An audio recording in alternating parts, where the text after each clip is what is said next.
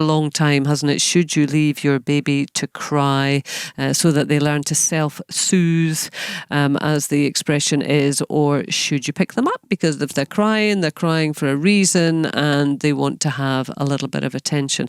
Well, new research suggests that maybe leaving them to cry is a good thing. Here to explain, Ayten Bilgin, who is a research associate at the University of Warwick, Department of Psychology. Good morning to you, Ayten. Hello. Hello. Thanks for your interest in our research.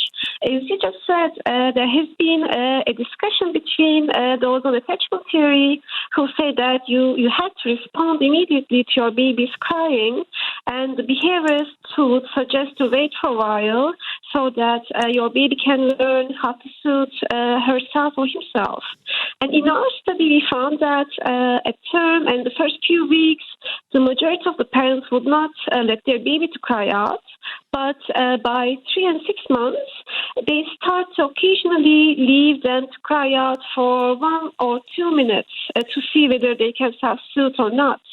And the key finding of our study is that whether mothers respond immediately or leave their infant to cry out a few times or often in the first 6 months actually makes no difference to the quality of attachment and behavioral development of the baby at 18 months of age. Thus, our findings suggest that babies are adaptable.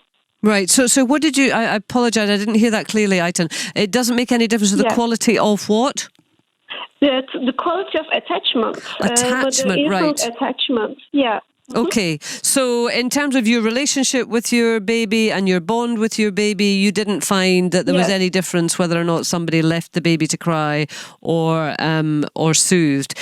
Did you do any research into what was more effective? Because I guess the reason that parents do it is that they're hoping that the baby will learn to sleep better. Yes, that is correct. In general, that is the main reason. If the baby has sleeping issues, it has been suggested that you wait for a while before responding to them so that they can learn how to soothe themselves. But unfortunately, in this study, we did not ask parents regarding their motivation for leaving them to cry out or not.